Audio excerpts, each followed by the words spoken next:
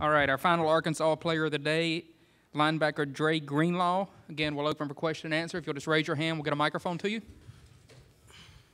We'll go right down here on the front row to the left. Hey, Dre. How you doing?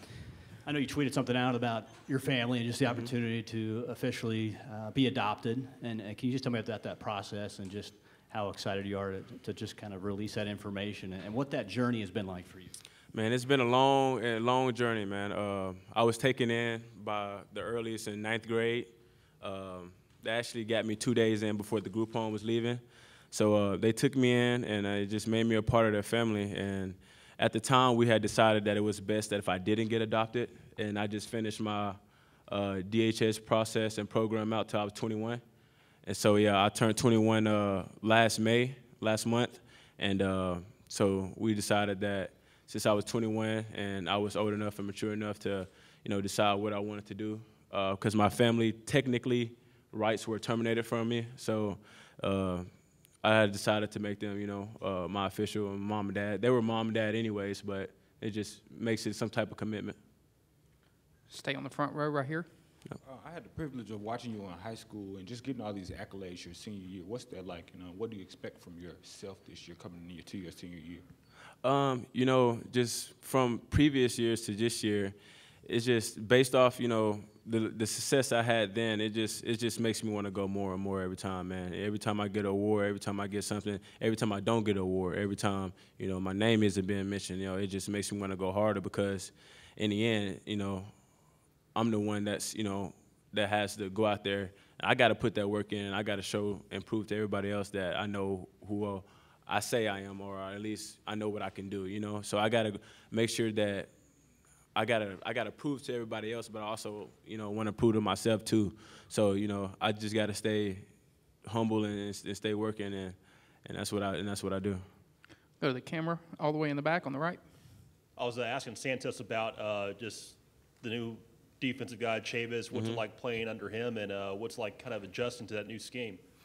Yeah, man, it's unbelievable playing for Chavis. I really didn't know what to expect kind of when he first came in, but, as I just have grown and got that relationship with him, just to play for somebody that's, been in the SEC for as long as he have, and the experience and knowledge and the players that he's put in the lead, you have no other choice but to just go in every practice and give it your all, because, when you got somebody that's, coaching you and he's seen the best of the best, you want to give him your best because, he's already seen the great talent. So you want to be able to show him what you can do and the things that, you can do as yourself. You want to prove to him that you're able to play here. So I think that's what the thing is with a lot of guys on our team, and then why they're excited to, have Coach Chavis and the staff here, because they understand the experience and knowledge that they got of the game. So they want to be able to prove to them. Go to the camera position in the middle in the back. Hey, Dre, you guys will probably be picked 6th or 7th. Not many expectations on the team or a lot of the players. How do you guys approach that? And then how much do you think people are overlooking the talent you do have on this roster entering this season? You really just got to approach it with an everyday mentality. A lot of people on the outside, they don't even go to the University of Arkansas to see what we do. They don't know how we work. They don't know, what's going on, the changes that are being made inside the program.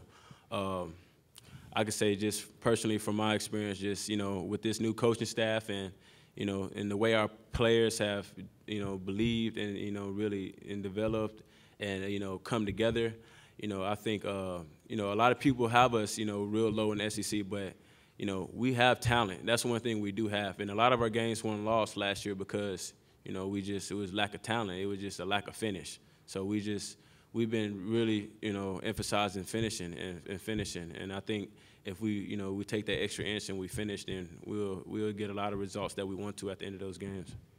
Go to the camera position on the left side in the back. Another guy that's here today, Santos Ramirez, also on the defense, but a different position group.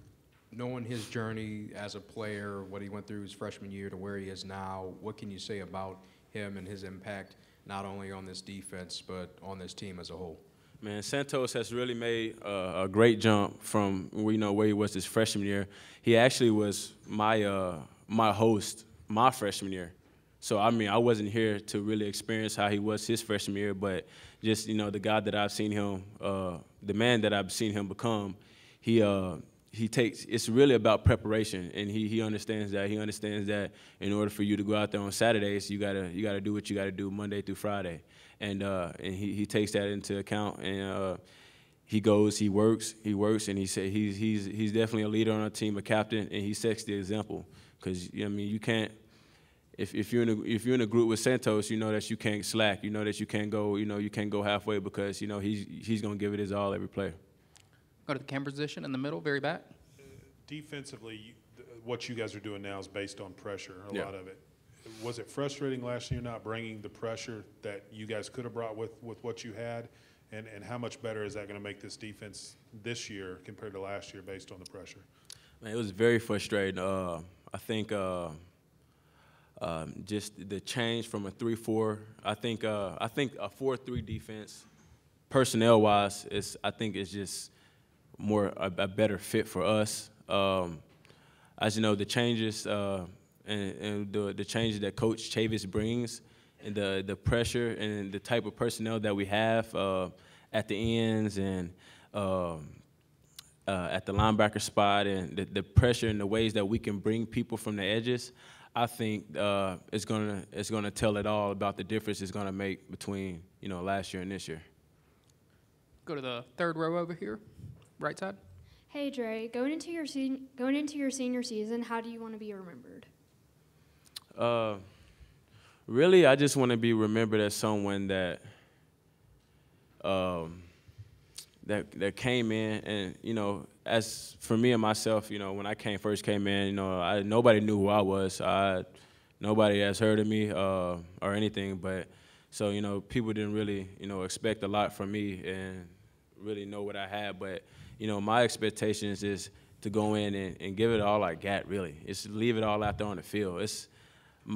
I want to be remembered by how well, not only by how well I played, but how much I gave up, you know, how much I sacrificed in order to, you know, put the team in the best position as possible to be successful. Go to the third row over here on the aisle. Hey, Dre, in Louisiana, some people don't like the boot. They think it's ugly or tacky, but it seems like in Arkansas, it's loved, revered. You guys really want to win it. Why do you think that's the case? Man, because on our team, you get a lot of guys that's from, you know, Louisiana, Baton Rouge. You get a lot of Louisiana guys. At Santos, he's from Louisiana. So when guys go back home, you know, to LSU, and you get the chance to play against, you know, those guys on the other cross of the line, well, I mean, you know, a lot of guys got overlooked from a lot of the LSU coaches, and they felt like, you know, they should have got that scholarship, that offer, you know, but you know, it didn't work that way. And you know, at the University of Arkansas now, but a lot of people, you know, they want to prove to not only themselves but to the other coaches that you missed, and you missed out on, you know, a great player. So I think when the Louisiana boys get to go home and play in front of in that stadium and play in front of those guys, I think they love it. So yeah, I think it's real big. Go to the camera position right there in the middle. While we're talking rivalry games, do you still enjoy meeting A&M at Jerry World, and what would it mean for you guys to get over the hump and finally get a win over them? Oh yeah, it's nothing like playing A&M and Jerry World. I mean, we've come up short the last couple of years, but you know, we know when we go in that game every year, it's going to be a battle, and it's going to be a battle to the fourth quarter. And like I said, sadly, we've finished short a couple years, a couple inches short. So like Coach Morris, he's been emphasizing, you know, take that extra inch, because if we all take the extra inch, you know, the extra inch can make a mile difference. So, so that's really what it's about. Really just taking that extra inch. Any other questions for Dre? Raise your hand, we'll get you a mic. Go back to the middle. We'll go down here on the front left and go middle back. Dre, Scooter Harris brings a lot of versatility. Coach Morris talked about that in the main room, but he also takes on a lot of responsibility. What have you seen in his growth? Man, Scooter, he's a guy that came in freshman year, and I mean, he was already a big, solid, you know, kid, and you can tell that he was going to be a great kid, a great linebacker. But just from his growth and development, you know, he's really matured on and off the field. And the time that he puts inside the weight room, inside the film, inside meetings, he's definitely a leader on our team, and he's someone that, you know, a lot of the guys look up to, not just because of his success, but because of the work that he's put in. So the work that he's put in has made him into what he is now, to someone that's, you know, one of the top linebackers in the SEC. And every day that he comes to work, you can tell that in him. All right, final question. We'll go in the middle. A lot of the other guys have been asked about Coach Morris's sayings and some of his mannerisms. Do you have any favorites, and do you have any impersonations of him and what he does? My favorite, he do have a lot of slogans, don't he? I don't know, man. Coach Morris, he talked, when he come in and he talks about, you know, one thing that I've really, really, really latched on that he said to me was just, you know, I said it in here, is just finishing, because like I said, a lot of times last year the games came to, you know, second half or, you know, fourth quarter, and we just came up short.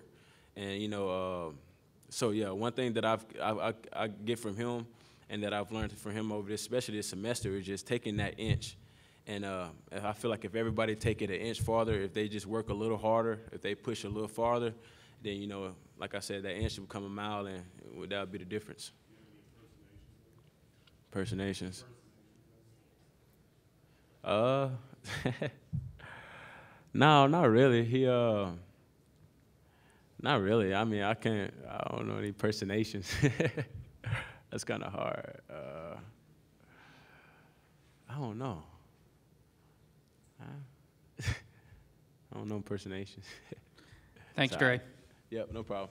Appreciate you.